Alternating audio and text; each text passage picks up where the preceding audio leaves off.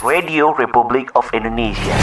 Pro 1 RRI Tanjung Pinang, Radio Tanggap Bencana COVID-19 Indonesia, Tatanan Kehidupan Baru.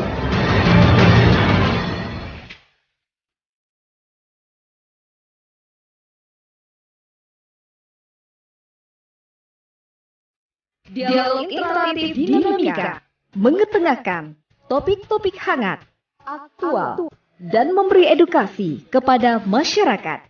Ikuti dialognya mulai pukul 8 sampai pukul 9 waktu Indonesia Barat.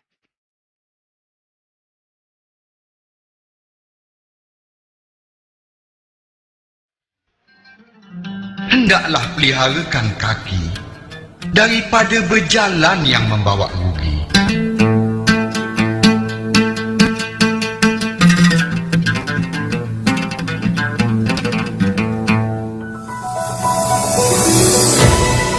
Tatanan kehidupan baru, pola pencegahan tetap dilakukan mengingat vaksin virus COVID-19 belum ditemukan. Berharap kehidupan bisa berjalan kembali normal dengan tetap mematuhi protokol kesehatan yang ada. Protokol kesehatan itu diantaranya adalah jaga kebersihan tangan, jangan sentuh wajah terutama mata, hidung, dan mulut, karena hal itu adalah pintu utama sebagai masuknya virus COVID-19 di tubuh kita. Maka dianjurkan mencuci tangan terlebih dahulu. Gunakan masker dan membawa hand sanitizer saat keluar rumah. Terapkan aturan untuk menutup mulut ketika batuk dan bersin. Lakukan isolasi diri jika keadaan tidak sehat, khususnya ketika batuk, pilek, sakit tenggorokan, demam, dan sesak napas. Jaga jarak aman 1 meter dengan orang lain untuk menghindari penularan virus dari manusia ke manusia. Dan yang terakhir, tetap jaga kesehatan dan kondisi tubuh untuk menjaga gizi seimbang, berjemur, istirahat yang cukup, olahraga, dan mengkonsumsi vitamin untuk daya tahan tubuh.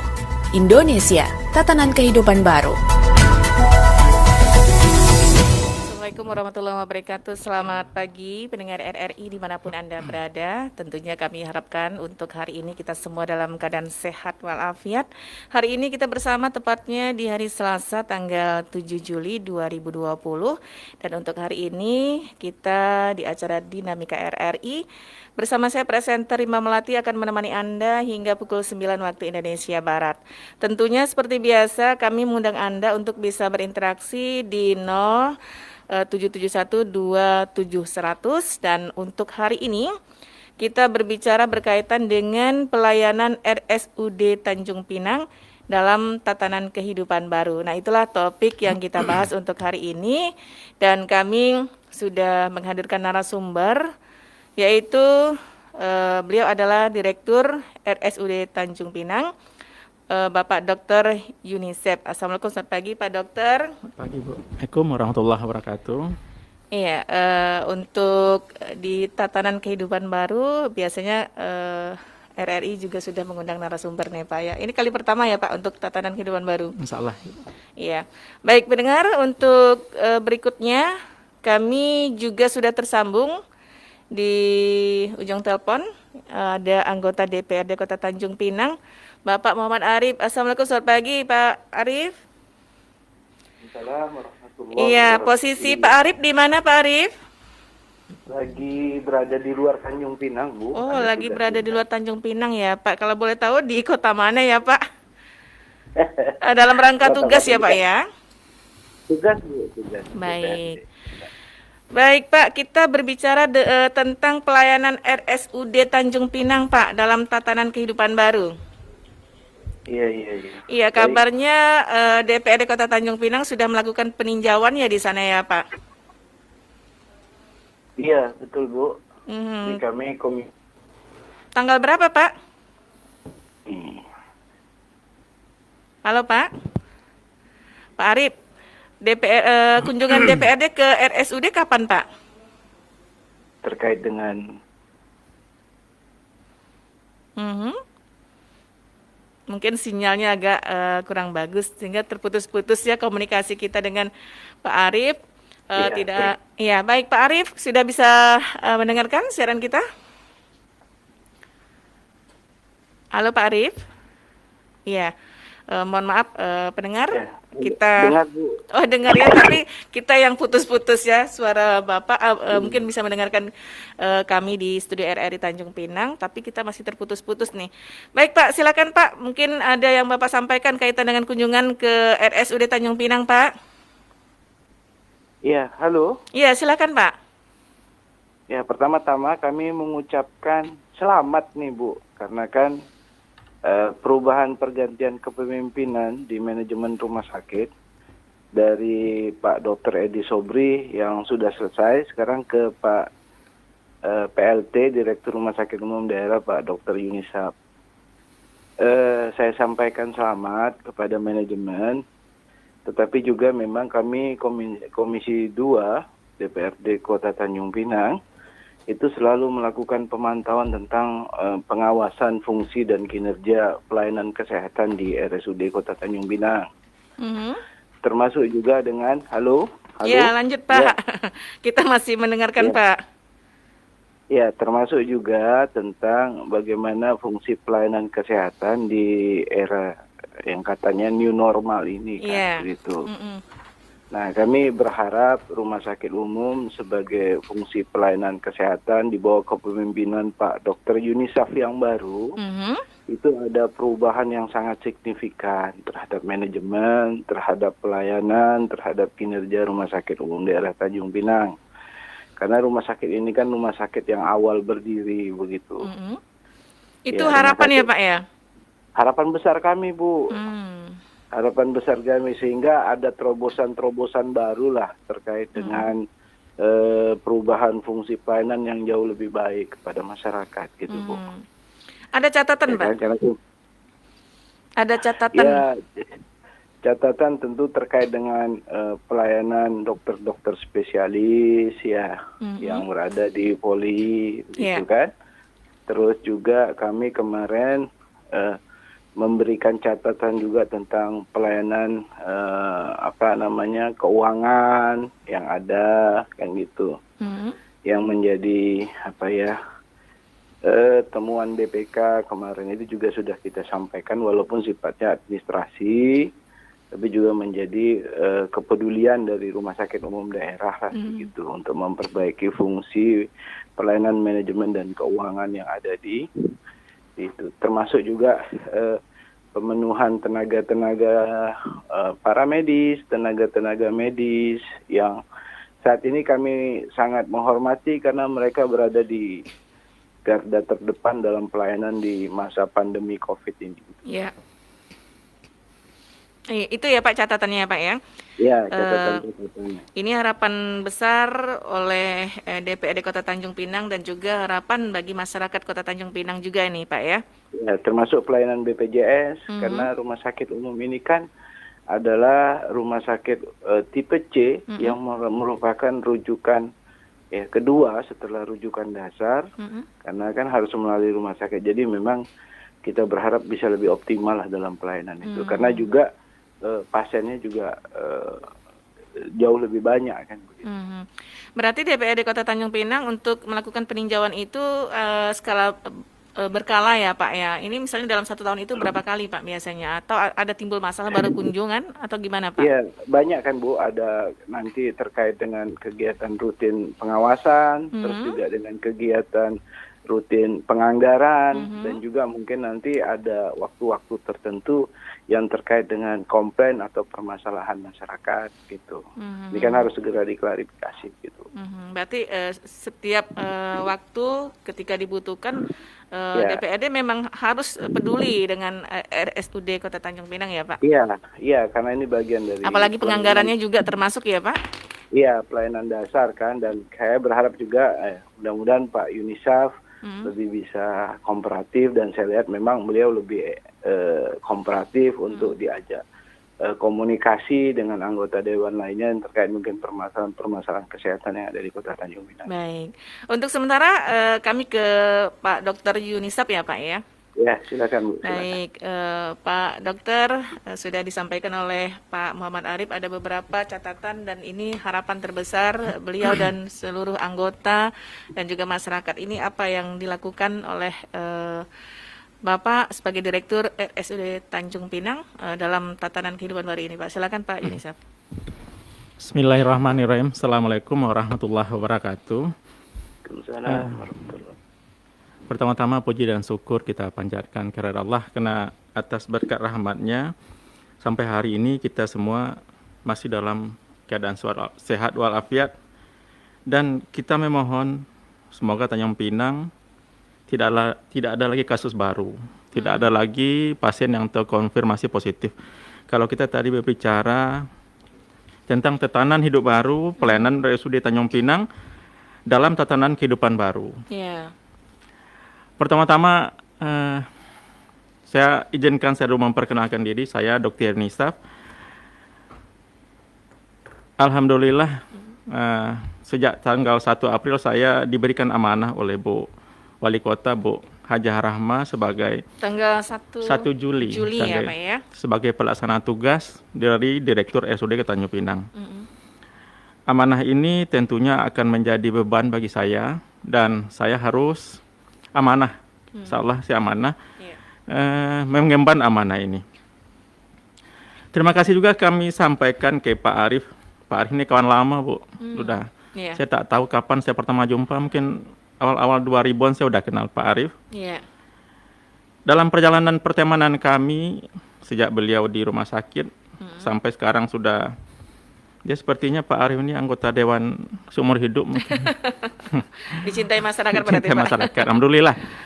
Jadi kami Dinas Kesehatan Rumah Sakit Umum itu mitranya di Dewan itu Komisi 2. Komisi 2 ya. Komisi 2. Pak Arif salah satu anggota dari Komisi 2. Alhamdulillah sejak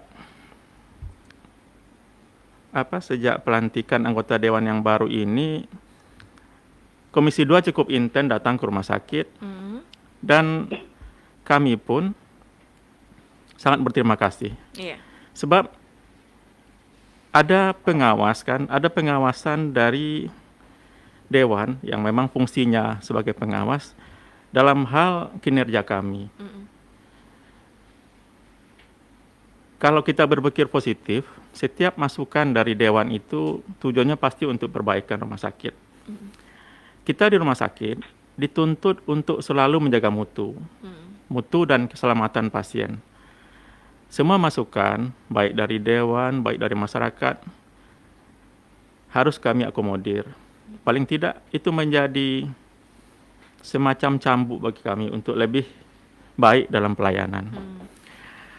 Kemudian kalau kita berbicara tentang pelayanan RSUD dalam tatanan kehidupan baru, tertanggal 20 Juni, kalau tak salah tanggal 9 Juni. Tanggal 9 Juni tahun 2020, Wali Kota Tanjung Pinang telah mengeluarkan Peraturan Wali Kota nomor 29 tahun 2020 tentang pedoman perilaku hidup baru masyarakat produktif dan aman dalam pencegahan dan pengendalian coronavirus disease di Kota Tanjung Pinang. Di dalam Peraturan Wali Kota ini ada juga diatur, hampir mengatur seluruh tatanan kehidupan baru masyarakat. Salah satunya yaitu tentang pelayanan kesehatan, rumah sakit, puskesmas, klinik, dan seterusnya. Jadi semua yang berfungsi sebagai pelayan kesehatan itu sudah dibikinkan ada peraturan wali kotanya.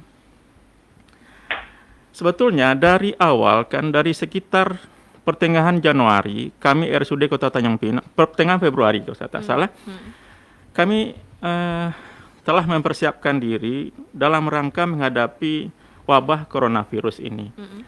Ada beberapa hal yang telah kami lakukan saat itu, seperti mempersiapkan tenaga kesehatan yang akan menangani kasus-kasus coronavirus, mempersiapkan peralatan, alat pelindung diri. Ada banyak itu alat pelindung diri yang harus kami siapkan, masker, sarung tangan. Itu untuk tenaga medis? Untuk tenaga medis, hand sanitizer, dan segala macam. Dan juga di pertengahan Februari itu kami telah melakukan refreshing pelatihan untuk para karyawan kami tentang cara menghadapi wabah ini, cara memakai Itu mulai APD. dokter-dokternya Iya, semuanya waktu itu, ya? dokter dan perawat. Waktu itu belum diumumkan Indonesia ada coronavirus waktu itu. Tapi sudah siap ya? Tapi kami sudah mempersiapkan diri, ya namanya wabah kan, ini pandemi, ya besar kemungkinan akan sampai yang akhirnya memang sampai. Alhamdulillah waktu itu kami sudah siap menghadapinya.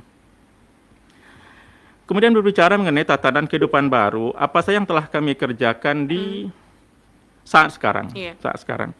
Ada tiga tempat utama yang kami memfokuskan untuk pelayanan mengenai tatanan hidup baru ini, tatanan kehidupan baru. Yang pertama, pelayanan di IGD, instalasi gawat darurat. Bentuknya seperti apa, Pak? Jadi ketika pasien atau keluarga pasien datang ke IGD RSUD Kota Tanjung Pinang, yang pertama akan memeriksa suhu. Dan satu hal yang harus dipatuhi oleh seluruh pasien dan pengunjung, keluarga dan pengantar, harus memakai masker. Kalau keluarga berapa orang yang bisa ngantar, Pak? Kalau ke IGD itu keluarga cuma boleh mengantar sampai di depan. Ketika pasien sudah diterima oleh perawat kami, keluarga pasien silahkan menunggu di luar dan kami akan segera menangani pasien. Dan itu dibatasi juga ya, Pak? Iya.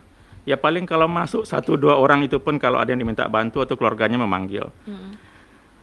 Jadi ketika pasien masuk IGD, di depan nanti petugas akan menanya, kan tracing namanya. Di tracing di sini, apakah ada sebelum ke IGD tracing dulu? Di depan ketika ya? masuk. Di situ kita sudah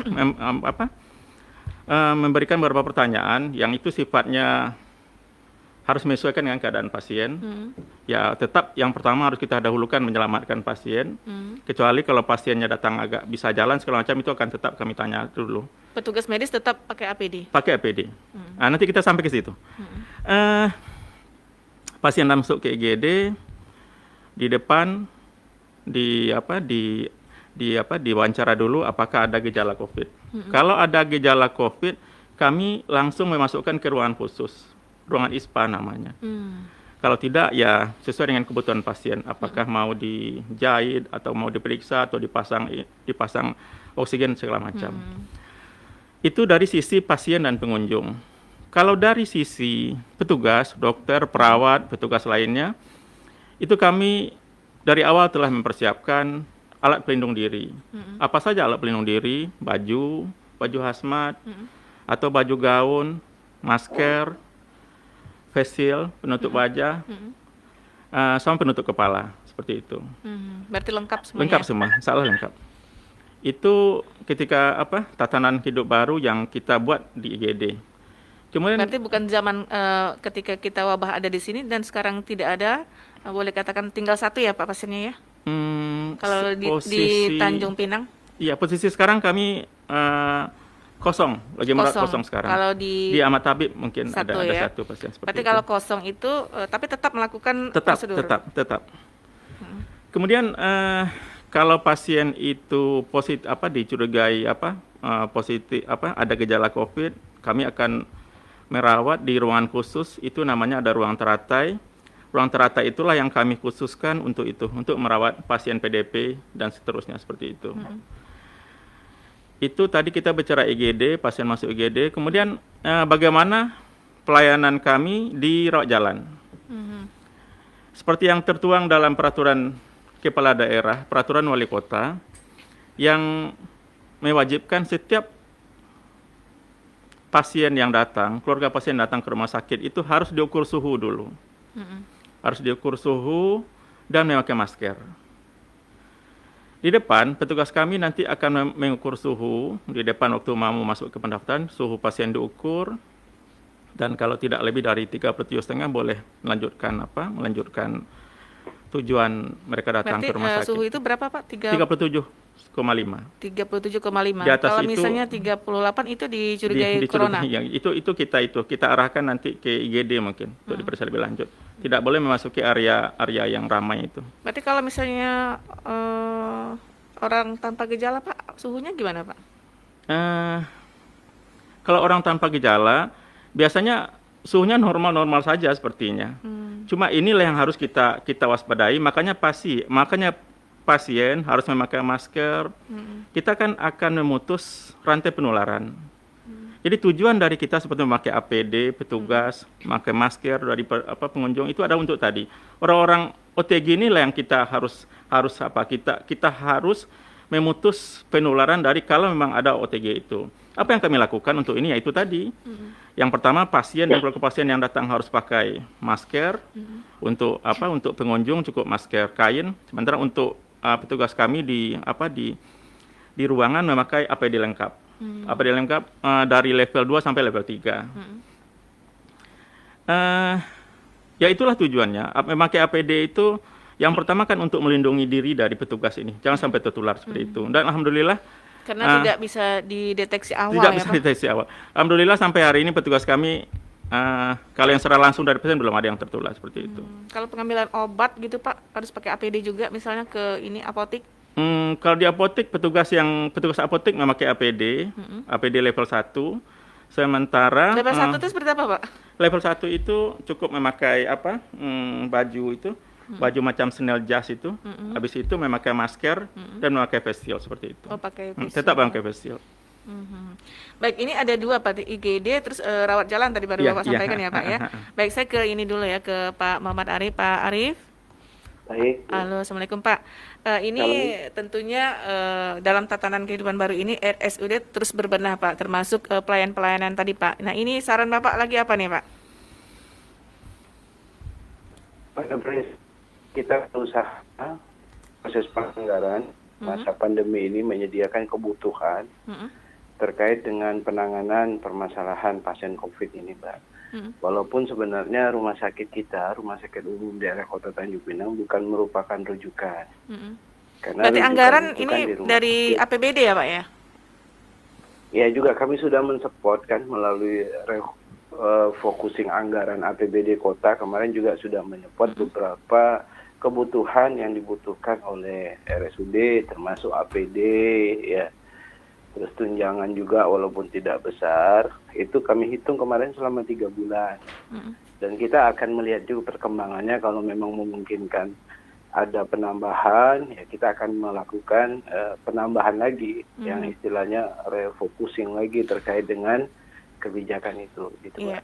Pak Arif, kalau untuk anggaran yang direfocusing untuk rapid test ada Pak? Kemarin kita sudah menyarankan kepada Dinas Kesehatan atau pihak RSUD ini dalam rangka di kehidupan new normal ini. Memang kehidupan new normal ini kayaknya kehidupan sudah mulai dibuka, tapi dengan beberapa catatan.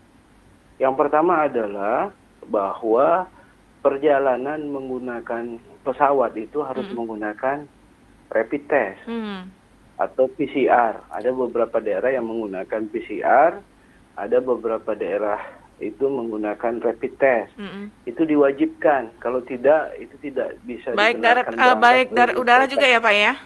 Laut juga ya Pak ya? Begitu. Dan ada beberapa laut juga harus pakai surat rapid test yang ditambah dengan keterangan. Itu yang pertama. Jadi ini memang kayaknya kebutuhan ini harus segera dipertimbangkan untuk mengadakan itu. Karena juga yang kedua, untuk menjaring OTG ini, memang kita menyarankanlah kepada Pemda. Kita tidak tahu mungkin Tanjung Pinang saat ini adalah daerah hijau. Tapi kalau dilakukan maksimal pemeriksaan rapid test secara massal kayak di beberapa daerah seperti Jawa Timur itu kan, dan daerah-daerah yang itu ternyata terjaringnya jauh lebih banyak begitu. Dan angka ini masih kira-kira nih siap nggak Pak kalau misalnya di Tanjung Pinang dilakukan rapid test massal, terus penganggarannya kira-kira ada nggak Pak dana yang bisa direfocusing? Ya, kalau itu memang sebuah kebutuhan dan keharusan dalam rangka menekan OTG yang semakin banyak ini, ya seperti itu harus dilakukan. Kan kita lihat di media, Badan Intelijen Nasional pun sudah mengingatkan kepada kita bahwa di bulan Juli ini puncak-puncaknya pandemi itu karena dibukanya kehidupan new normal. Nah, tapi diingatkan bahwa ini juga peran pemerintah daerah, peran semua pihak untuk melakukan proses pendeteksian dini begitu. Baik di pasar-pasar, kan akhirnya ketika di pasar-pasar atau di tempat-tempat umum mereka membuka sebuah pelayanan rapid test kan untuk mengecek. Ada yang reaktif, tetapi juga setelah di follow up dengan PCR justru positif kan gitu. Nah, kita tidak tahu ini dengan kondisi saat ini. Maka saya juga menyarankan mungkin ini yang harus mengusulkan ini dari mana dulu nih Pak? Dari Dinas Kesehatan kah atau dari mana? Dari RSUD atau gimana Pak? Atau Dewan sendiri Pak? Ya gini kan di situ kan ada gugus tugas Mbak. Oh, jadi gugus tugas ya? Tugas. Harusnya gugus tugas karena memang kebijakan utama di gugus tugas itu memang kan terdiri dari kepala daerah dan beberapa unsur FKPD di dalamnya itu. Hanya terkait dengan masalah alatnya ini yang mungkin yang harus menjadi kemarin ketika kita meminta itu untuk dilakukan rapid test memang kemampuan penyediaan alat ini dan juga kan permasalahan apakah efektif atau tidak ini juga menjadi bahan pembahasan kita kemarin. Kadang-kadang kan ternyata reaktif, ternyata bukan positif COVID karena kan itu kan yang namanya. Berarti informasi harus dijaga juga ya Pak ketika melakukan rapid test terus reaktif dan jangan langsung disebar bahwa itu corona ya Pak ya. Betul, karena fungsi rapid kan bukan untuk melihat ke situ kan, hanya untuk melihat. Berarti perlu sosialisasi ya Pak ya? Tapi dalam konteks seperti ini untuk menjaring, untuk mendeteksi sebaiknya memang masih bisa lah. Kalau dicurigai kan setelah reaktif bisa dilakukan PCR. PCR nanti atau swab itulah yang membuktikan apakah dia positif atau tidak. Gitu. Baik Pak Arif, saya kembali ke Dr. Yunisap. Nah, apa yang disampaikan oleh Pak Arif ini Pak kaitan dengan misalnya adakah ada juga di RSUD kebijakan-kebijakan untuk melakukan rapid test secara massal? Makasih Pak Arif dan makasih juga dukungan Pak Arif dengan kawan-kawan kemarin ketika proses penganggaran COVID ini untuk RSUD Kota Tanjung Pinang. Dan saat ini kami telah laksanakan anggaran tersebut untuk membeli APD, honor petugas dan seterusnya. Berbicara mengenai kebijakan rapid test yang kami lakukan di RSUD Kota Tanjung Pinang, yang pertama dapat kami sampaikan, kami akan melakukan rapid test yang pertama untuk pasien yang kita curigai, pasien yang kita curigai ada gejala COVID. Kalau pasien itu Pak, anggarannya itu dari pasien atau dari pemerintah Pak? Dari pemerintah. Dari pemerintah jadi, ya. Alat itu, rapid test itu kami dapat dari bantuan Dinas Kesehatan, dropping dari Dinas Kesehatan Kota Tanjung Pinang. Kemudian yang pertama tadi untuk pasien, yang kedua untuk petugas yang kita curigai telah kontak dengan pasien PDP atau pasien yang kita curigai sebagai COVID seperti itu. Itu juga untuk petugas, itu pun terbatas juga untuk petugas yang kontak dengan itu. Kemudian yang ketiga, mungkin kadang ada keluarga pasien, keluarga dari petugas kita. Kalau memang ada karena dia kontak dengan istri atau suami dia, itu pun akan kita rapid seperti itu. Berarti medis juga harus menjadi perhatian juga ya Pak. Kalau boleh tahu Pak, kalau tenaga medis ini adakah merasa takut atau apa gitu Pak?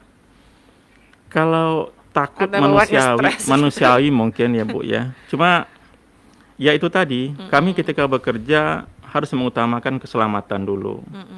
Jadi rasa takut kawan-kawan itu manusiawi menurut kami di manajemen, dan kami harus mempersiapkan APD yang mereka lengkapkan, yang mereka butuhkan. Jadi setiap hari ganti bajunya sebenarnya Pak? Ada yang sekali pakai, ada yang bisa dipakai 2-3 kali. Dicuci atau dicuci atau disemprot dengan desinfektan seperti itu.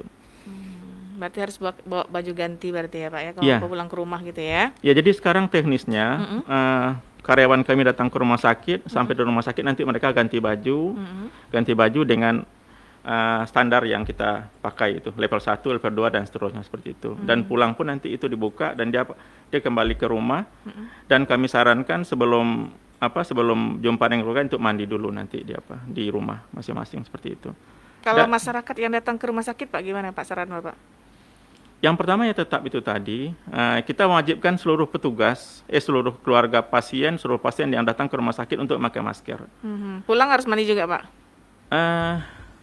Ya mungkin yang lebih tepat ini menjawab dinas kesehatan, sebab kami fokus di layanan rumah sakit seperti itu. Baik Pak.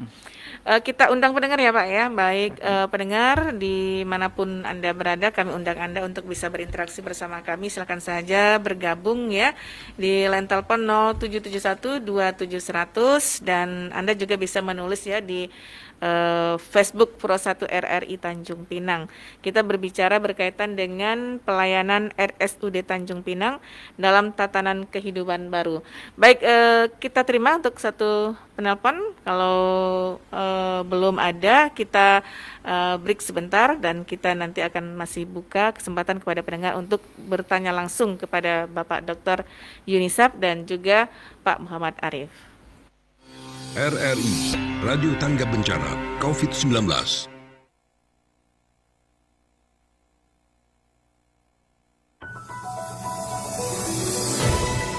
Tatanan kehidupan baru, pola pencegahan tetap dilakukan mengingat vaksin virus COVID-19 belum ditemukan. Berharap kehidupan bisa berjalan kembali normal dengan tetap mematuhi protokol kesehatan yang ada. Protokol kesehatan itu diantaranya adalah jaga kebersihan tangan, jangan sentuh wajah terutama mata, hidung, dan mulut, karena hal itu adalah pintu utama sebagai masuknya virus COVID-19 di tubuh kita. Maka dianjurkan mencuci tangan terlebih dahulu. Gunakan masker dan membawa hand sanitizer saat keluar rumah. Terapkan aturan untuk menutup mulut ketika batuk dan bersin. Lakukan isolasi diri jika keadaan tidak sehat, khususnya ketika batuk, pilek, sakit tenggorokan, demam, dan sesak napas. Jaga jarak aman 1 meter dengan orang lain untuk menghindari penularan virus dari manusia ke manusia. Dan yang terakhir, tetap jaga kesehatan dan kondisi tubuh untuk menjaga gizi seimbang, berjemur, istirahat yang cukup, olahraga, dan mengkonsumsi vitamin untuk daya tahan tubuh. Indonesia, tatanan kehidupan baru.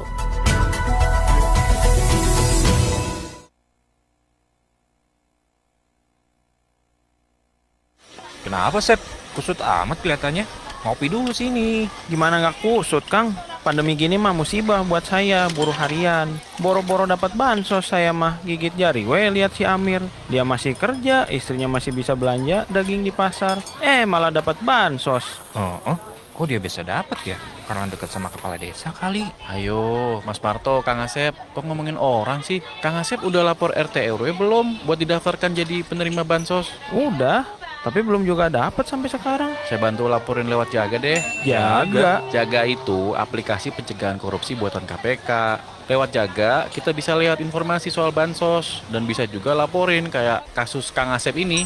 Nih, udah tak laporin di Jaga kalau Kang Asep masih belum dapat bansos. Bagus. Makasih ya udah jagain kita. Ayo, bantu orang di sekitarmu yang belum mendapatkan bansos lewat Jaga. Unduh Jaga di Play Store dan App Store atau melalui website www.jaga.id.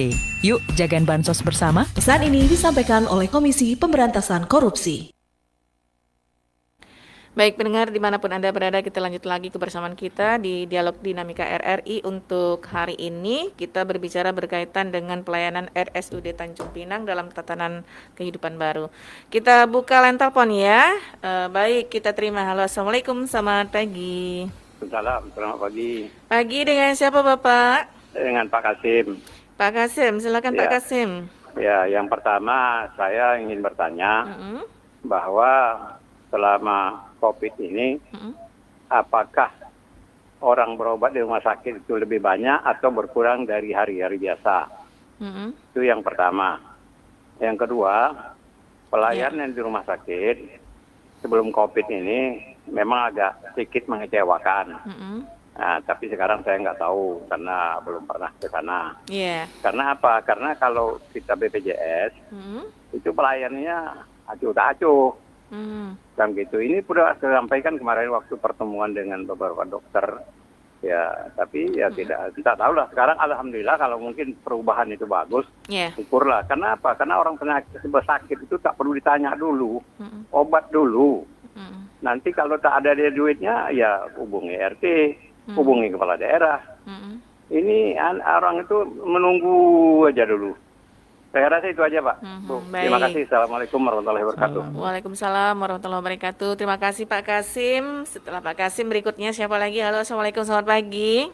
Selamat pagi Bu Rima. Iya, dengan siapa Pak? Dengan Anton di Tanjung Pinang. Pak Anto? Iya. Pak Siswanto kali ya. Iya, silakan Pak. Assalamualaikum Bapak narasumber. Salam. Ya, berkaitan dengan COVID-19 ini kan bagi katakanlah orang yang katakanlah di justice bagi penderita itu kan memang kalau benar itu kan nggak masalah, tapi ternyata tidak kan itu bagaimana kasusnya Pak? Akhirnya misalnya dia sakit jantung begitu ya, tiba-tiba wah ini ternyata COVID, itu kok bisa salah analisa, itu bagaimana? Itu kan banyak kasus-kasus yang terjadi di Indonesia ya, yang pas keluarganya itu tidak menerima sampai meninggal pun di orang tuanya atau protokol kerabatnya COVID. itu divonis COVID, penderita COVID, ternyata bukan gitu. Iya, Kok bisa gitu kejadiannya ya Pak ya? Itu yang pertama. Yang kedua, saya lewat Pak Arif lah ya menyampaikan mau sampaikan ke gugus tugas COVID-19 ya Pak. Saya perhatikan petugas-petugas yang diberi amanah menjalankan tugas untuk menertibkan masyarakat ya, untuk menggunakan masker di swalayan itu justru tidak memberi contoh yang baik pada kami masyarakat Pak. Mereka mohon maaf ada yang tidak memakai atau memakai pun dipelorotkan begitu, diturunkan maskernya begitu. Jadi masyarakat kan melihat ini petugas kok nggak bisa memberikan contoh pada masyarakat gitu. Jadi kalau misalnya lewat Pak Arif lah mungkin sampaikanlah ke gugus tugasnya. Kalau misalnya mereka-mereka yang tidak bisa menjalankan tugasnya, mohon diganti aja lah Pak. Baik. Daripada memberikan contoh yang tidak baik pada masyarakat ya. Baik Pak Anto. Jadi itu aja, makasih. Assalamualaikum. Waalaikumsalam. Dan satu pendapat lagi ya. Halo, assalamualaikum, selamat pagi. Halo, assalamualaikum. Waalaikumsalam, dengan siapa? Sony. Pak Sony, agak jauh sedikit dari radio Pak Sony. Assalamualaikum Pak Arif. Iya, Pak Arif nih ya, silakan. Assalamualaikum Pak Bungsap. Kita menyangkut masalah pelayanan. Pelayanan ini kan perlu dana. Iya, Pak Sony agak jauh dari radionya Pak, atau dikecilin ya, atau dimatiin boleh juga. Dari BPJS itu Perwako itu kan ada perda tentang retribusi. Retribusi pajak-pajak itu ada berapa? Mungkin Pak Inicet lebih tahu. Itu berapa potensinya ya? Yang apa? Mungkin Pak Arif dengan Pak Inicet tahu potensi daripada retribusi itu tiap tahun. Berapa target, berapa realisasi perkembangannya. Ini kan merupakan sumber PAD kan untuk kemudian pembangunan. Jadi kalau umpamanya retribusinya bagus, BPJS-nya itu pelayanannya ditingkatkan. Nah ini mohon penjelasan Pak, kira-kira berapa potensi yang ada, berapa target realisasi per tahun, dan apakah ini hubungannya positif atau negatif, signifikan atau tidak. Mohon penjelasan Pak Arif dan Pak Nusit. Assalamualaikum. Waalaikumsalam warahmatullahi wabarakatuh. Baik, untuk sementara kita pending dulu ya line telepon, dan kita akan jawab nih Pak Dokter. Silakan Pak Dokter. Dari Pak Kasim dulu nih ya. Terima kasih pertanyaannya kepada Pak Kasim, Pak Anton, dan Pak Sony. Yang pertama, saya mau menanggapi yang disampaikan Pak Kasim. Yang pertama, di masa COVID ini, bagaimana kunjungan ke rumah sakit, seperti itu. Memang terasa di masa pandemi ini, ada penurunan jumlah kunjungan ke rumah sakit. Dimulai sekitar bulan Februari waktu itu. Februari udah mulai turun, Maret turun, April turun, dan puncaknya di Mei kemarin. Mei yang turun. Mei yang paling banyak turunnya waktu itu. Cuma alhamdulillah di bulan Juni mulai naik lagi sepertinya ini. Dan kami berharap pasien jangan takutlah ke rumah sakit, sebab kami telah menerapkan yang kita sebut tadi, tatanan kehidupan baru tadi itu.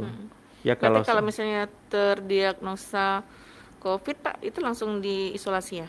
Iya, langsung kita rawat seperti itu. Itu yang takut mungkin kali. Yang takut mungkin ada pengaruhnya ke kunjungan kita di rumah sakit. Yang kedua mengenai masih adanya keluarga pasien atau pasien yang kecewa dengan pelayanan kami. Ya insya Allah ke depan akan kami perbaiki, seperti itu aja mungkin apanya. Terima kasih mungkin keluhannya, sarannya, dan ke depan kami perbaiki seperti itu. Pak Anto, salah analisa nih Pak. Pak Anto. Misalnya pasien tidak COVID tapi dinyatakan COVID. Alhamdulillah di kami belum pernah kerjaan seperti itu.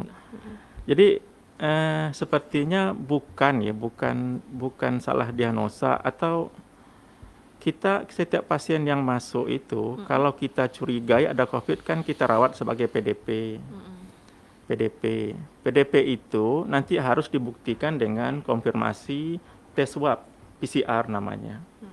Itu berapa lama jaraknya Pak, rentang waktunya sebagai PDP itu baru dites swabnya? Dia ketika pasien itu kita diagnosa PDP, pasien dalam pengawasan, segera secepatnya kita lakukan swab hidung dan tenggorok, dan hasilnya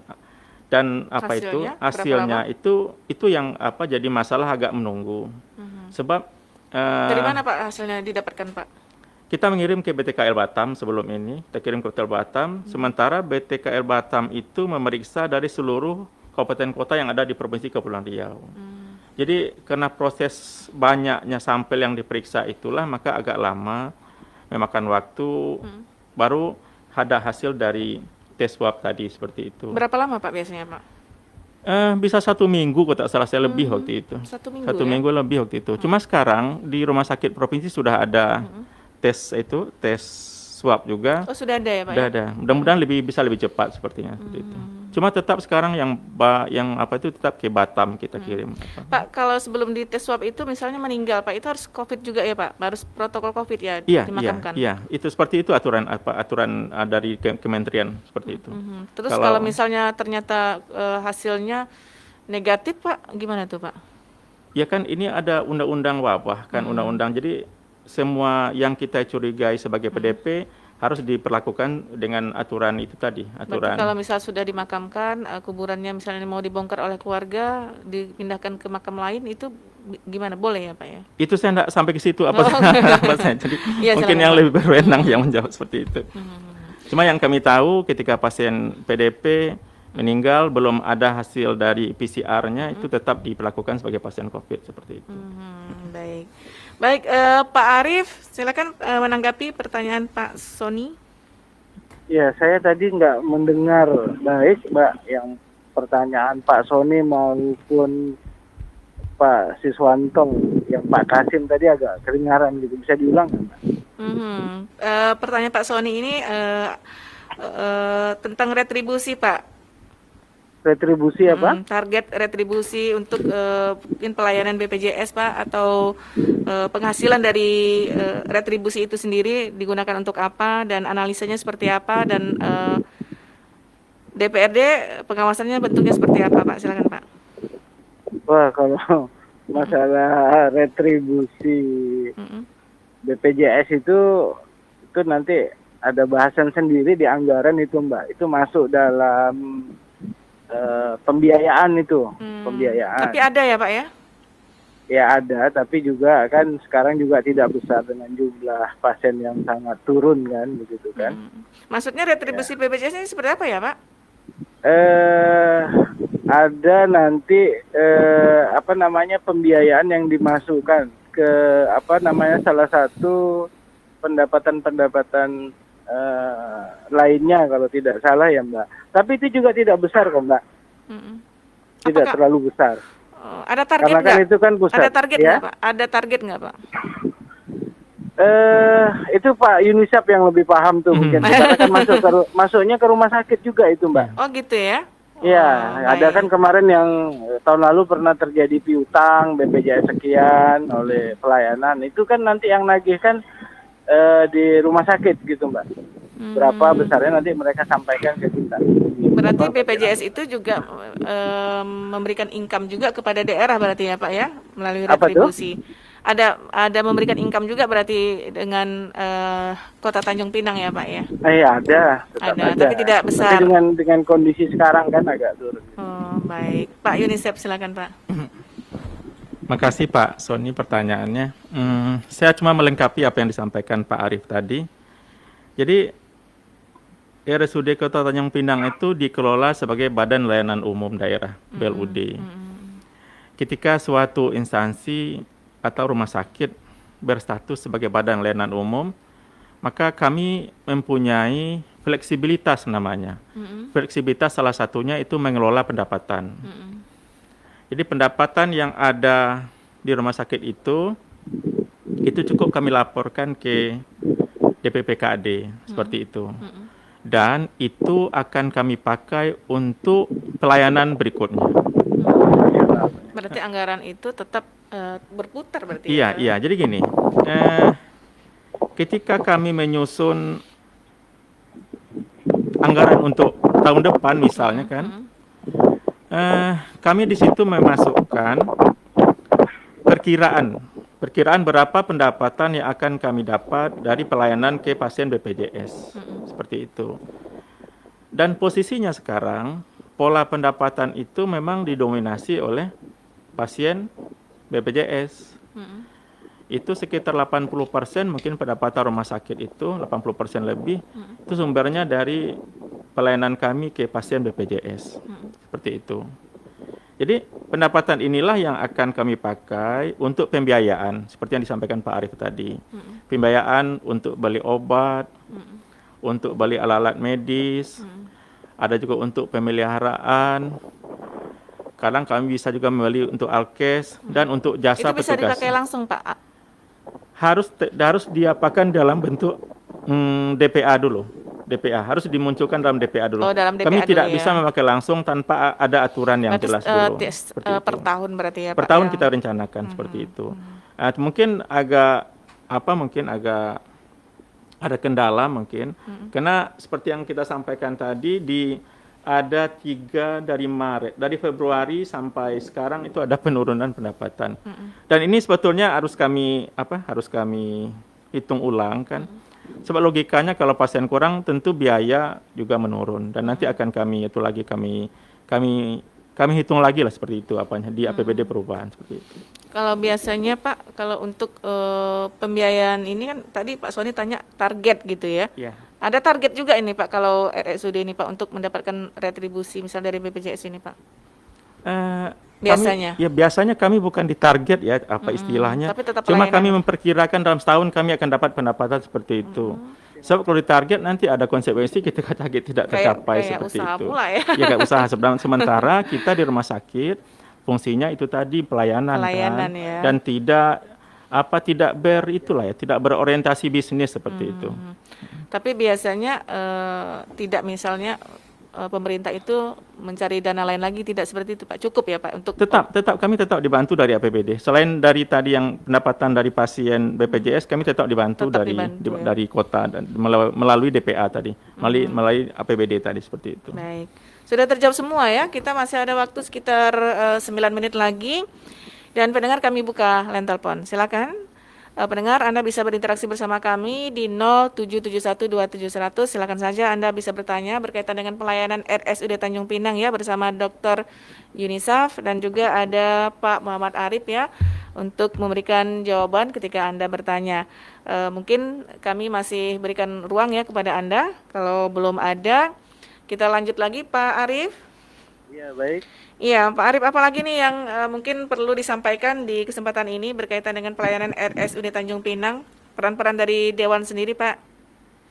Ya, kita berpesan saja mungkin terkait dengan pelayanan pasien gitu, Mbak ya. Iya. Mungkin Pak Yunisaf sebagai direktur yang baru, kita memberikan masukan juga terhadap pelayanan yang ada di Poli maupun pelayanan yang ada di rawat inap lah begitu. Ya mudah-mudahan jauh lebih baik, tapi juga Ini mungkin masukan, nanti mungkin kita diskusi saja di anggaran apa-apa saja yang menjadi kebutuhan dari rumah sakit untuk meningkatkan pelayanan kesehatan, termasuk juga mungkin berbicara juga tentang insentif untuk tenaga kesehatan, Pak. Kayaknya memang mereka kan garda terdepan, jadi memang kalau bisa nanti semua kita berbicara itulah terkait dengan insentif itu. Mudah-mudahan bisa memberikan mereka sedikit harapan lah begitu kan. Dan kalau selama mungkin, ini anggaran untuk insentif selama COVID ada, Pak? Sudah kita berikan juga, Bu, sudah, termasuk ya? di dalamnya gitu untuk tenaga-tenaga kesehatan. Jadi walaupun di rumah nanti sakit. tidak COVID lagi tetap diusahakan ada ya, Pak ya? Ya, kita berharap nanti kita ini kan kita menyediakan 3 bulanan kan untuk COVID kan. Nanti kita akan melihat lagi perkembangannya begitu. Baik, Pak. Pak Dr. Junisep, tanggapan Bapak apa yang disampaikan oleh Pak Arief? Ya, pertama-tama itu tetap saya ucapkan terima kasih ke Pak Arief sebagai kontrol mungkin ya, sebagai pengawasan dari kegiatan yang kami, pelayanan yang kami berikan. Ya, kami selalu berusaha untuk lebih baik mungkin ya. Ada terobosan lain, Pak, mungkin dalam semasa Bapak memimpin ini? Ya, saya berusaha nanti tak ada lagi keluhan seperti yang disampaikan Pak Anton tadi. Iya, iya. Ya, Pak Anton kok tak Pak Kasim. bukan Pak Kasim. Pak Kasim. Ya, kami akan berusaha di IGD mungkin ya. Saya tidak mau berjanji muluk-muluk ya. Saya berusaha Bukti nanti dulu ya, Pak ya. akan melayani dengan secepatnya pasien di situ. Iya. Persoalan administrasi itu biarlah belakangan nanti. Yang penting pasien kita tangani dulu. Selama ini ada terjadi misalnya menunggu dulu, Pak, administrasi? Kalau atau di apa? IGD tidak sepertinya. Oh, tidak ya? Tidak sepertinya. Sebab pasien masuk langsung ke tempat tidur dan langsung petugas kami standby di depan, ada mejanya itu, ada dokter, ada perawat, biasanya langsung ditangani, tak apa. Kalau misalnya ada kendala keuangan atau apa nanti? Tidak. Kalau itu tidak pernah sampai sekarang, sejak dari zaman saya kepala bidang pelayanan pun saya selalu meminta ke kawan-kawan seluruh masalah pembiayaan itu urusan belakangan. Yang penting itu dulu, ya, selesaikan pasien dulu. Seperti itu biasanya. Berarti masyarakat tidak perlu takut ya. Nanti Iya. ada diberi solusi gitu ya, Pak. Misalnya biasanya kami selalu melayani kan. Ya, kalaupun pasien tak bayar akhirnya ya enggak masalah, udahlah kan. Kalau tak bayar misalnya itu solusi kemana biasanya, Pak? Rumah ya, kan sakitnya ada menanggung. ada mekanisme jam keseda, Berarti diurus ke situ ya, Pak. Diurus ke situ. Ya. Pak Arief, terakhir mungkin Pak Arief ada himbauan Pak Arief. Ya, yang pertama memang pelayanan dokter spesialis, Pak, di rawat jalan. Yang kedua kapasitas rawat inap juga, Pak. Nanti ketika normal biasanya rumah sakit umum itu kan kapasitasnya penuh, Pak. Begitu dari IGD pasien akan dilarikan ke rawat inap. Mohon mungkin karena pasien-pasien kita ini banyak juga yang minta rawat inapnya seperti kelas utama, sementara kapasitasnya terbatas kan. Mungkin adalah pemikiran untuk menambah ruangan itu gitu, Pak. Juga mungkin alat-alat kesehatan yang bisa lebih kompetitif lagi, termasuk pemeriksaan labor dan alat-alat radiologi, karena kita juga spesialisnya udah mulai ada kan gitu, Pak. Ini juga bisa menunjang ketepatan diagnosa penyakit pasien gitu, Pak. Halo? Iya. Baik, Pak, terima kasih Pak Muhammad Arief. Baik, makasih Bu. Assalamualaikum. Waalaikumsalam. Baik, closing statement Pak Junisep, silakan. Pertama-tama kami tetap mengharapkan kontrol dari masyarakat, dari dewan, dari masyarakat mengenai pelayanan kami. Dan itu akan kami jadikan sebagai bahan untuk menjadi lebih baik seperti itu. Ya, mungkin yang kami minta mungkin komunikasi dalam menyampaikan ini sepertinya harus elegan ya, tidak boleh menyakiti sebab semua masalah itu pasti ada jalan keluarnya seperti itu. Saya rasa itu aja kan, dan kami akan tetap berusaha untuk menjadi lebih baik dan untuk meningkatkan mutu dan pelayanan kami seperti itu. Amin. Baik, terima kasih Pak Muhammad Arief. Ya, mungkin sudah terputus ya. Terima kasih juga kepada Pak Dr. Junisep dan terima kasih kepada pendengar yang sudah berinteraksi bersama kita di Dialog Dinamika RRI untuk hari ini Selasa tanggal 7 Juli 2020 dan saya presenter Rima Melati mengucapkan selamat pagi, sampai jumpa. Assalamualaikum warahmatullahi wabarakatuh. Assalamualaikum warahmatullahi wabarakatuh.